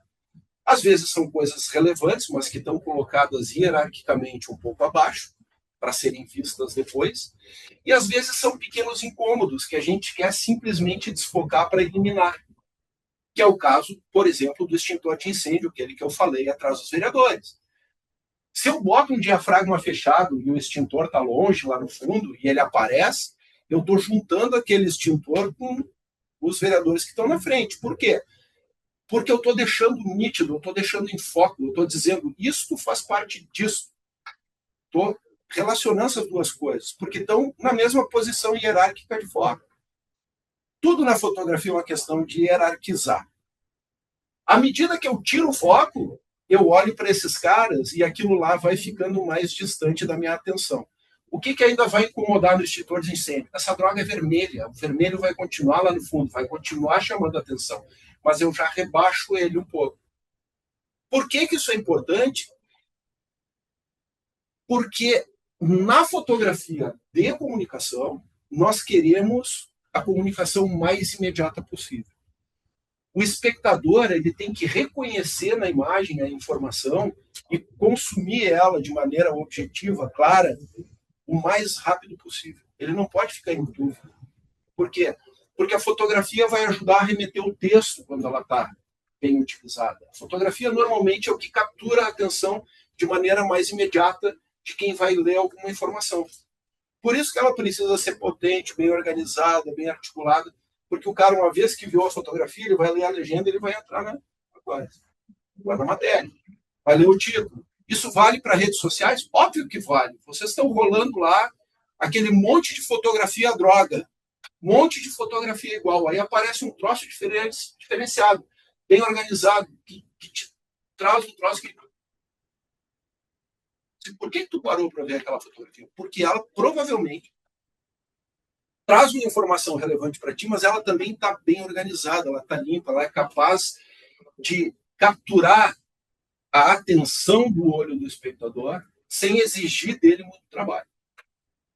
A gente tem que tratar o espectador como um personagem a ser conquistado, a ser capturado, né? A ser cooptado ao olhar para aquela fotografia. Olha para isso, lê esse texto. A fotografia busca sintetizar, e aí vem coisas da linguagem depois, ela busca sintetizar a força da informação para que ela seja desdobrada depois no texto ou na própria reportagem em outras fotografias. Porque normalmente uma reportagem fotográfica também a gente tem a foto principal e tem os desdobramentos complementares. Bueno. Então, a minha íris, meu diafragma, este rapazinho aqui, ele também tem uns números muito legais. Esses aqui, a gente já entendeu que saem da fração de segundo, né? Isso aqui é 1 sobre, ó, é 1 segundo sobre 60, 1 segundo sobre 150, 1 segundo sobre 500. Aí, diafragma, eles são tratados como números F. E eles têm a seguinte nomenclatura básica, tá? 1.4, 2, 2.8, 4, 5.6, 8, 11, 16, 22. Isso aqui é o básico. Essa escala também tem uma divisão de 2.8 para 1, são considerados abertos. Já vou explicar para vocês por quê. Abertos, passa mais luz, mas tem menos profundidade de campo. 4 e 5.6 são médios. E de 8 para cima são considerados fechados. Passa menos luz, mas tem mais profundidade de campo. Vamos lá. Quanto menor, menos foco eu tenho no fundo e na frente. Mais luz passa. Significa que quando eu tenho pouca luz, trabalhar com o diafragma aberto é bom, porque passa bastante luz para eu poder trabalhar uma velocidade mais alta. Começamos a combinar as 3 escalas. Na medida em que eu fecho o diafragma, eu vou perdendo luz, mas eu vou ganhando nitidez nos diversos planos, se eu quiser. Muito bem. Essas escalas, a gente aprende elas assim porque elas são padrão. Se vocês forem olhar na câmera fotográfica de vocês, no celular, quando instalarem o aplicativo, alguma coisa do gênero, vocês vão ver que existem números intermediários nessas escalas, mas esses números estão lá, com exceção do diafragma. Já vou explicar por quê. Esses números estão lá porque eles são da estrutura padrão, cuja diferença entre um número e outro, em qualquer uma dessas escalas, é a mesma quantidade de luz. Entre 800 e 1600, entre 1600 e 3200, eu tenho a mesma quantidade de luz. Eu tenho o que se chama de um ponto de luz.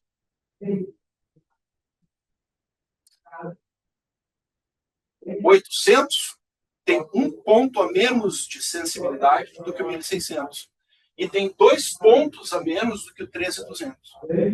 Para que serve isso? Para eu entender que aqui eu também tenho a diferença de pontos.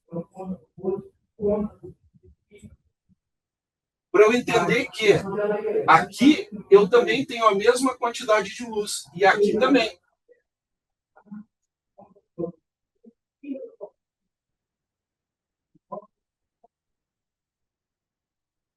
Quantidade. Para ficar mais clara ou mais escura. 2 coisas que eu tenho que trabalhar. A quantidade Na verdade, isso está na base daquela foto que a gente olha e diz assim, cara, gostei dessa foto. Por quê? Normalmente a gente descreve o que tem lá, mas tem uma construção por trás disso, de hierarquização dos elementos, de limpeza, de uso dos resultados dessas escolhas que a gente nem se dá conta.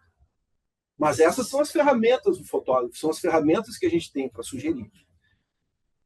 Por que isso é legal? Porque uma vez que eu sei que isto é possível e que isto está lá, eu começo a pensar com isto.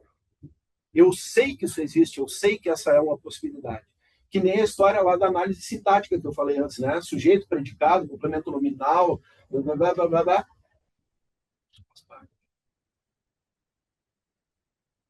Aquilo que eu mostrei para vocês, que numa escala ou noutra, eu tenho entre um número e outro sempre a mesma quantidade de luz, chama-se lei da reciprocidade.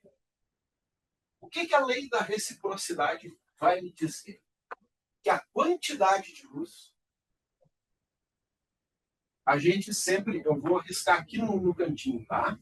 A gente representa a exposição fotográfica por ISO, velocidade sobre diafragma. Vejam aqui, se eu tiver medido a luz em 1600, ela tiver me dado 250 com 5.6, 1600, 250, 5.6. A quantidade de luz é igual se for 2.8, 1.000, 1.600. Vamos lá? 1.000, 2.8. Primeiro vamos olhar para esse número. O que muda aqui? Eu saio de uma velocidade alta para uma velocidade super alta. Isso é, eu congelo movimentos mais altos. Mas eu saio de um diafragma médio e vou para um diafragma aberto. Eu desfoco o fundo e desfoco a frente. Eu ganho profundidade de campo, eu ganho hierarquia. Como é que eu chego nessa equação? É muito simples. A sensibilidade continua a mesma, na mesma luz, tá? Eu saí de 250 e fui para 1.000. Fechei, perdi, na verdade. Acelerei minha velocidade em 1 ponto, 2 pontos. Perdi 2 pontos de luz, porque ficou mais rápido. E o que acontece quando fica mais rápido? Diminui a luz que entra. O que eu fiz aqui? Saí do 5.6 e fui para o 4, para o 2.8. Eu abri meu diafragma. Quanto? Os mesmos 2 pontos de luz que eu tirei aqui. Então, do ponto de vista de iluminação, a fotografia é exatamente a mesma. Ela está jóia, o preto está preto, o branco está branco, os pontos médios estão médios. Mas eu tenho um resultado de desfoque no fundo diferente, com a mesma luz, articulando essas escalas. Por isso que aprender a ver a luz e a articular as escalas é um exercício bacana. Aí vocês vão dizer de novo, e o celular? E a câmera automática? Eles fazem isso de uma certa maneira. O que vai acontecer lá? Nas câmeras mais simples, a gente tem, por exemplo, como fazer superexposição. A gente tem como botar um maisinho lá, né? Deixar a imagem mais clara. Para fazer a imagem mais clara, o que a câmera vai fazer? A gente tem que olhar no manual da câmera. Ela vai deixar passar mais luz. Aonde? Ou no obturador, ou no diafragma, ou no ISO. Às vezes a gente tem como regular. Às vezes a gente não tem, mas ela faz isso para nós. O que a gente precisa aprender? Precisa aprender a olhar o resultado que o equipamento que a gente tem está dando. Os nossos equipamentos, que são esses equipamentos mais robustos, que têm absolutamente todos os controles na ponta do dedo, tá? Que a gente pode trabalhar manualmente, isso tem todas essas possibilidades. Mas a lente, por exemplo, essas nossas lentes, elas vêm só até 2.8, elas não têm 2, 1.4. Eu tenho algumas lentes aí que vão até 1.4, até 1.2. Mas aí são outras lentes. Então, eu tenho como controlar esse troço. E eu, pensando com isso, eu faço chover, eu faço qualquer coisa. Dentro das condições de luz que eu tiver. Dentro da possibilidade da minha câmera, por exemplo, de subir um ISO, caso eu tenha pouca luz. Dá para fotografar no escuro com essas aqui, praticamente.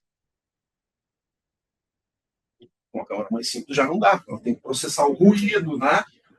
Quando aumenta o ISO, tem que processar o ruído, etc. E tal, tudo que a gente já falou. Bom, outra informação legal, que é o seguinte: o controle de luz. A gente pode trabalhar numa coisa chamada chave alta ou chave baixa. Isso é, eu deliberadamente trabalhar em situações de escuridão. Eu posso deixar minha foto mais obscura? Posso trabalhar zonas mais escuras, mas o que eu preciso? Eu preciso ter objetos bem definidos e bem resolvidos na fotografia. Normalmente, o nosso trabalho aqui na câmara, nós trabalhamos no que se chama chave alta. É tudo super bem iluminado, às vezes até com um pouquinho de excesso de luz, porque depois a gente vai achar uma fotografia mais ou menos padrão. A foto de chave baixa, foto obscura, é uma foto que te exige para olhar. Ela está muito mais presente nas manifestações, digamos assim, artísticas. E em alguns processos do fotojornalismo, por exemplo, documentários e tal, que é uma foto diferente da política, né? A gente pode abusar um pouco dessa coisa do obscuro, fazer a pessoa ter que sentar e olhar a foto com mais calma. Mas é um outro tipo de linguagem, é um outro tipo de campo. A fotografia, assim como a nossa linguagem falada e escrita, ela é ampla, ela é vasta, ela tem várias coisas. E aí, nós temos na articulação disso tudo aí, a nossa amiga fotometragem. O fotômetro é uma coisa que está embutida na câmera de vocês. As câmeras automáticas, elas pegam e resolvem lá mais ou menos o que é bom. O que é luz boa? Quem é que disse que a luz é boa? Quem é que sabe o que tu quer? O cara que previu lá na fábrica, imaginou lá, como é que é o nome? A Caroline vai querer fazer uma foto em chave baixa. Não. O bom é o padrão, é o estándar, é no meio. No meio entre as luzes altas e baixas, entre o branco e o preto. Toda câmera, no automatismo, a não ser que vocês regulem para mais ou para menos, ela vai trazer a cena, ou a situação, ou aquilo que ela estiver medindo, para o meio das luzes, para o cinza. Não é nem branco, nem preto. Por isso que quando a gente faz foto de gente contra a janela, ela fica escura, porque vem uma luz muito grande contra, a câmera interpreta aquilo como sendo para ficar cinza, e o que está na frente fica escuro. Ou quando a gente fotografa pessoas contra um fundo muito escuro, às vezes estoura, fica esquisito. Tá? Muita roupa preta, às vezes estoura o rosto.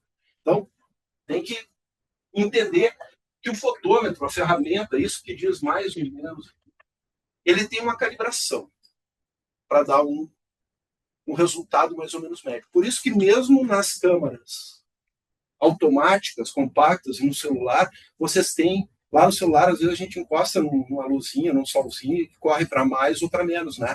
Tu deixa mais exposto ou menos exposto. Para quê? Para recuperar a luz, aquela automática que a câmera acha que é legal, mas não é aquilo que tu quer. Tu tem que fazer ela resolver para ti. E aí, às vezes, como é que ela vai resolver? Vai deixar o teu celular mais lento. Quem é que disse que o celular fica lento? Ele bota tudo, né? É isso, ela vai lá nos parâmetros de câmera automáticos, não tão acessíveis para ti, e vai rebaixar isso aí. Mas ele rebaixa como? Tem um obturador no celular? Não, não tem. É a interpretação do processador que ele vai ficar um tempo mais registrando essa informação de luz, e aí ele vai dar um... Porque, por exemplo, olha aqui, ó, essas câmeras aqui, elas não têm mais aquela cortininha do obturador, o sensor está ali. Aqui já captura a foto. Está sempre olhando, está sempre enxergando. Olha lá. Isso aqui faz parte das coisas complexas, das coisas duras, que a gente tem que sentar na cadeira, olhar e estudar. É matemática, tem que olhar, tem que experimentar, tem que sentar com a câmera quando a gente tem acesso a uma e testar, pegar o mesmo objeto na mesma luz, bota para lá, bota para cá, vê com menos, vê com mais, trabalha uma velocidade baixa. Tem um outro detalhe, que a velocidade é importante. Quem se mexe na fotografia? É só o objeto? O fotógrafo também se mexe. Depende, se eu não tomei muita cachaça no dia anterior, minha mão está mais estável. Quando eu tomei uns tragos a mais, né, aí tem que usar uma velocidade mais alta. Mas a gente está se movimentando o tempo todo também. Quando a gente aperta o botão para disparar, a câmera treme. Então, determinadas coisas a gente tem que levar em consideração. Falei lá no começo que a câmera é uma extensão do corpo, né? Até isso a gente tem que prestar atenção. Dependendo da situação que a gente está fotografando, eu consigo fotografar com velocidades super baixas na mão, por exemplo, com um determinado tipo de lente. Mas eu tenho que estar consciente que meu corpo tem que estar estável, eu tenho que estar apoiado. Eu tenho que parar de respirar na hora. É bom parar de respirar só na hora de apertar o botão, gente. Se vocês pararem de respirar na hora que forem começar a pensar na foto, pode dar problema. Principalmente no começo, tem bastante coisa para pensar. Então, parem só na hora de apertar o botão. Senão, parem de respirar e apertem o botão. Ah, tem jeito de apertar o botão? Tem. Por quê?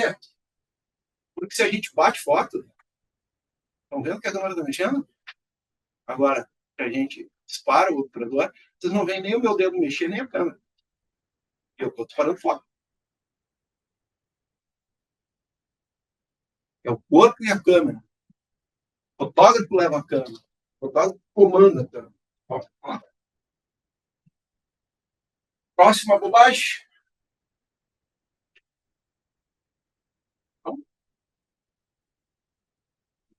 Dá uma tremida aqui. Vou copiar.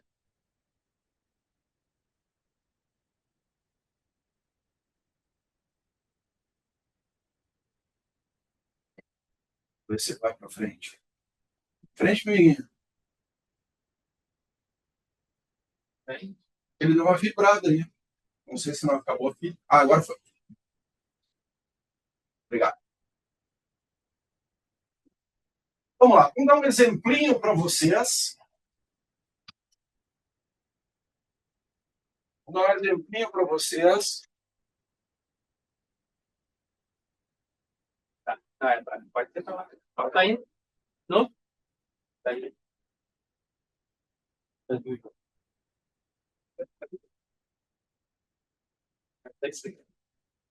Ao de cima? Sim. Tá. Escolhas técnicas. Trata de resolver isso aqui. A gente precisa aprender a observar. Lembram lá no começo que a gente falou do olhar? Que é preciso entender o que a gente está vendo. É preciso estabelecer uma visão crítica sobre o mundo, compreender, narrar aquilo que a gente está vendo. Observar os elementos e suas dinâmicas. Compreender o funcionamento da luz sob o comando da mecânica da câmera. Cria possibilidades narrativas bastante diversificadas e criativas. Uma fotografia mais comprometida com a narrativa de momentos, como são o fotojornalismo e a fotografia de comunicação política em geral, o domínio da técnica e a criatividade devem estar a serviço da imediata identificação e compreensão da informação da imagem. Portanto, nem sempre a foto bonita é a foto que funciona. A foto que funciona é a foto que funciona. É a foto que a gente mostra o que tem que mostrar, elimina o que não tem que mostrar e dá objetividade. Eu acho linda essa foto. Pois isso aqui é uma técnica dificilmente utilizável na comunicação de política, por exemplo. O que vocês enxergam aqui nessa foto? Essa foto foi feita com uma velocidade alta ou com uma velocidade baixa? Baixa? Hã? Alta velocidade? Descida. Baixa. Por que baixa? Por quê? Porque ela está com um longo tempo de exposição e as luzes se movimentaram, marcando o filme ou o sensor, isso aqui já era sensor, em mais de um ponto. Então eu tenho ali o rotor da não sei o quê. Estão vendo? Está marcando o círculo dele. Isso aqui foi uma exposição de mais ou menos uns 30 segundos. De 20 a 30 segundos, num tripé. As pessoas que estão paradas e os objetos que estão parados estão bem definidos. 30 segundos tem que ser no tripé, porque daí nem eu consigo prender a respiração, ficar paradinho. Tu bota no tripé, dispara ali e deixa, não mexe, porque senão tu treme o ambiente também. Mas veja, eu tenho tudo que se move borrado e o que está parado, os pais que estavam esperando as crianças ali, parados. Por quê? Porque eles ficaram no mesmo lugar, eles refletiram a sua luz sobre o mesmo ponto. Isso aqui é noite absoluta. Eu tenho luz na foto? Tenho. Por quê? Porque os pontos de luz foram bem registrados. Eu chego a ter, ó, lá do outro lado, pessoas registradas. Lá, eu consigo enxergar mais gente parada lá. Mas eu tenho a sensação da noite também. Onde não tem luz, ficou sem luz.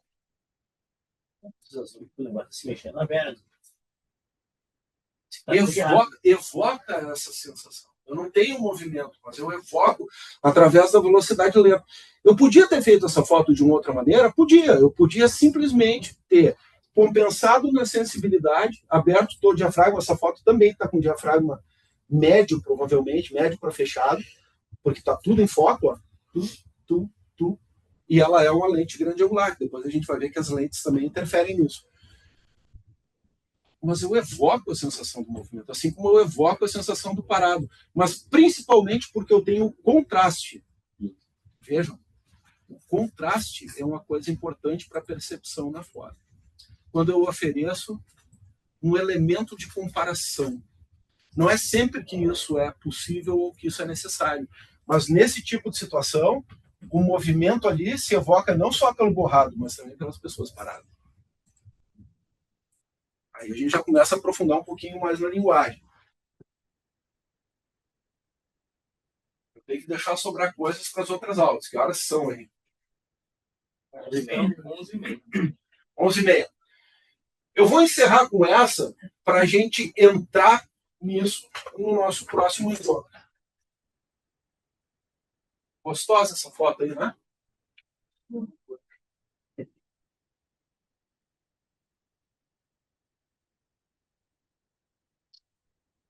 Isso aqui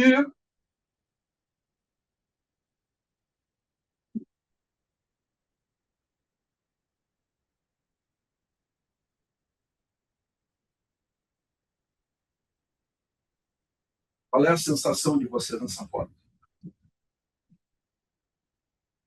Onde é que eu estou nessa foto? Onde é que vocês estão nessa foto? Essa é a pergunta. Onde é que vocês se sentem nessa foto? Vocês estão colados nessa mão, né? Olhando ele enfiar a tesoura no olho da tia ali. Não? Vocês são eu. Vocês são fotógrafos. Eu trouxe vocês para dentro da cena. Por causa de escolhas. Eu escolhi chegar perto.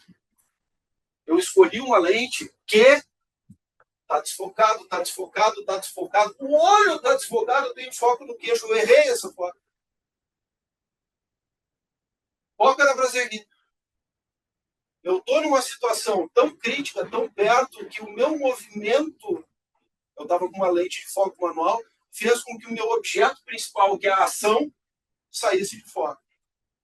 Mas por que eu mantive essa foto? Eu acho que ela é uma foto legal. O que não tem aí?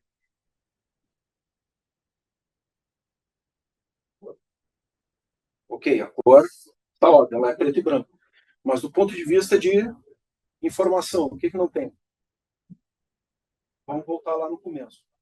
Toda foto é um recorte espaço-temporal. Essa foto é um recorte de um espaço. Se eu perguntar para vocês, onde é que isso aqui acontece? Quem é esse cara? É um louco que pegou uma tia na rua, enfiou uma tesoura no olho e...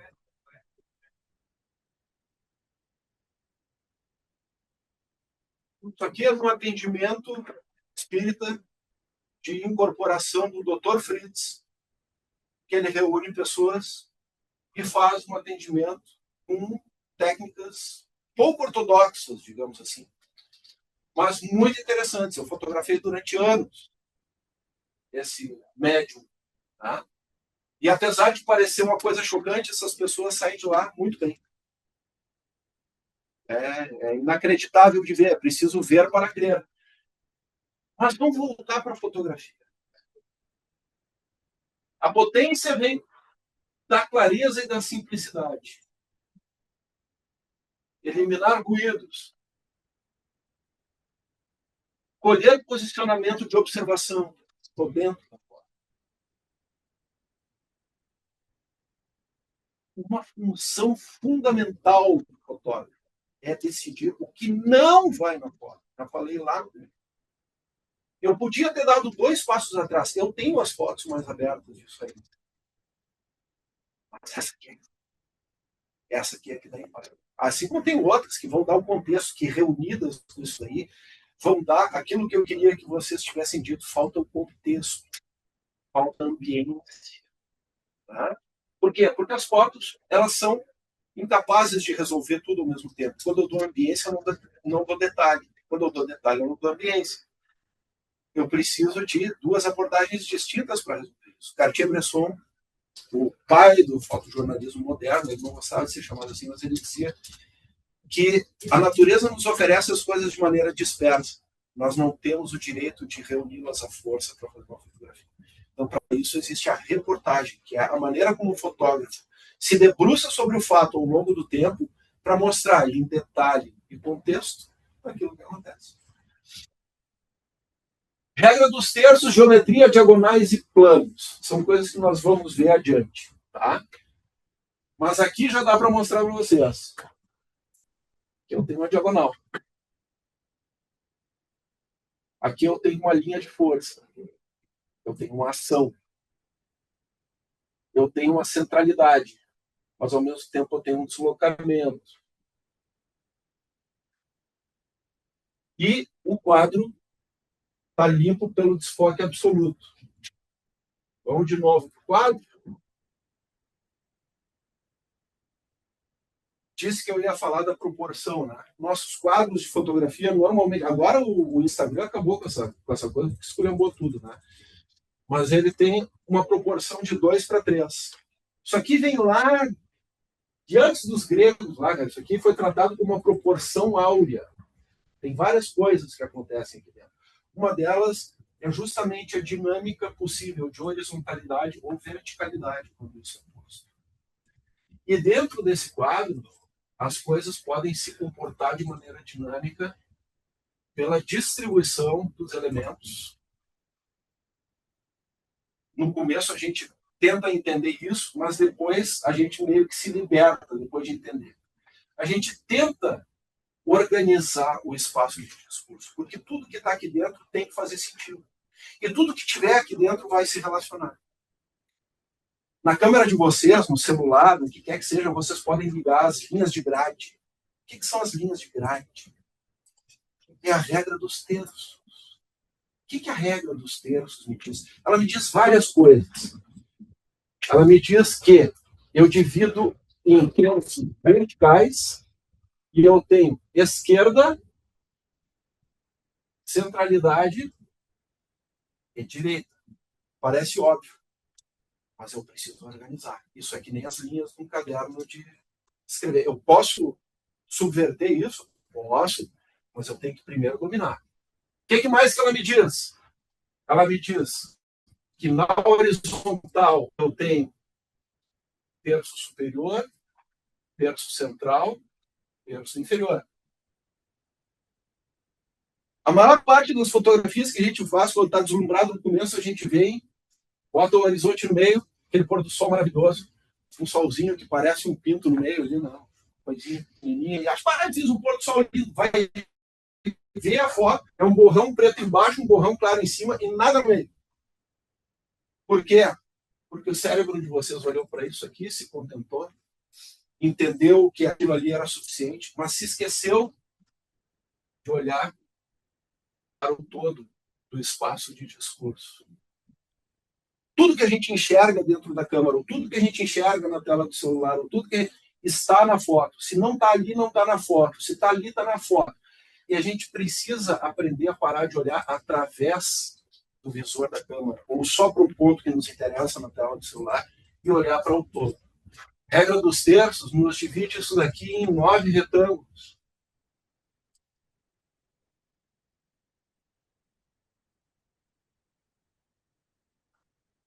Eu tenho que olhar para os 9. Lembram da história da visão periférica? Quando eu boto o olho dentro do visor da câmera, eu olho para o objeto que eu quero, mas a minha visão periférica dá conta do quadrado todo. No começo é legal a gente fazer um exercíciozinho assim, eu giro o olhinho, né? Giro o olhinho nos cantos para ver se não está. Quando vai exercitar a fotografia. Mas quando a gente toma consciência da visão periférica, quando bota o olho, ou de fato do quadro que a gente enxerga no celular, isso aqui começa a ser melhor aproveitado. De uma maneira geral, olhem para as fotos de vocês que vocês não gostam e vejam quanto disso aqui sobra. Ali não sobra. O que mais que isso aqui nos traz? Nós vamos voltar para isso na próxima. Já vou liberar vocês. É comprovado cientificamente que na nossa cultura ocidental, nós começamos a ler da esquerda para a direita e de cima para baixo. Primeira diagonal principal. Eu passo necessariamente por 2 pontos áureos, que são as intersecções dessas linhas. São chamados áureos porque eles chamam a atenção, porque eles dão deslocamento, porque eles dão dinâmica. Quando o meu olho desce e não encontra nada, ele vem para o canto inferior esquerdo e sobe. Olha lá onde é que está a minha diagonal. E aqui de novo, ponto áureo, ponto áureo. Não quer dizer que isso seja um engessamento, eu não preciso necessariamente colocar em cima do ponto áureo, mas eles me servem para organizar, para dar dinâmica no quadro, para fazer isso funcionar melhor. O que mais isso daqui me diz? Bom, esse esquerda, centro e direita. Vamos lá. Eu tenho um bonequinho aqui. Ó, eu sou bom de desenho. Se esse bonequinho está andando para cá, eu tenho elementos de indícios que ele está andando para cá, ele está entrando nesse espaço. Ele vai percorrer isso. Agora, se ele está andando para lá, ele já percorreu isso, ele está indo embora, ele está indo para onde está fora do campo.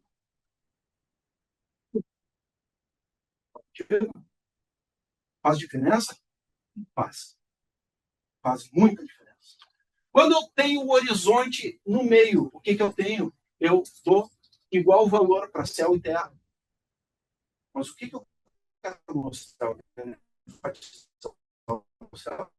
enfatizar a terra? Não sei. Eu normalmente gosto de enfatizar o céu. Então esse horizonte que fica para baixo tem que ficar tenso, porque é o que dá a base para depois eu mostrar o céu. Ou se eu quero mostrar, baixar, vou deixar o horizonte lá em cima. Mas o horizonte meio ele tem uma função, só se tu quiser dizer que está tudo equilibrado. O centro é sempre o equilíbrio, a estase, parado. A fotografia é dinâmica, ela é foca dinâmica. Eu posso evocar o parado? Posso, desde que conscientemente. Eu não posso querer que as pessoas entendam dinâmica quando o que eu construo é o parado. Pergunto para vocês. Estamos bem por hoje, para começar? Vocês voltarão amanhã? Porque há uma tendência da gente, né? Porque fotografia, uhul, legal, vamos lá. Aí tu chega e vê que é um troço complexo. Mas qual é o objetivo disso aqui? Não é ensinar você, é trazer para o pensamento a importância da complexidade da fotografia. Mostrar como todas essas coisas podem fazer sentido no simples que nós entregamos no dia a dia, no plenário aqui, por exemplo. Né? Que é um exercício permanente de lutar contra o caos, de limpar as coisas, de oferecer a questão que importa, de evocar o debate, de se posicionar de maneira clara e correta ali. Passa por tudo isso. Para depois só chegar ali. E quem nos vê trabalhando, quem vê um fotógrafo trabalhando, normalmente diz assim, que legal, o cara tem uma câmera, vai ali no lugar, aperta o botão e resolveu, o cara fez a foto. tem todas essas coisas acontecendo por trás, tem todo esse raciocínio acontecendo por trás para que se possa entregar a foto que se precisa. Porque existe uma diferença muito grande em eu fazer um monte de fotos e escolher a que deu certo. E eu fazer a foto que eu preciso e ela dá certo.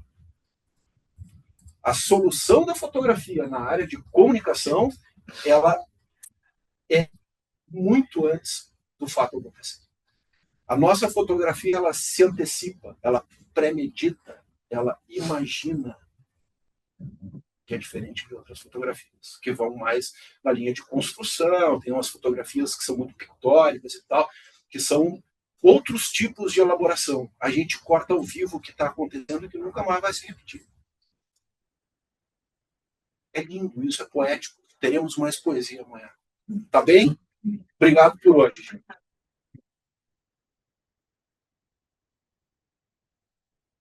E eu trouxe um monte de coisa aqui para mostrar.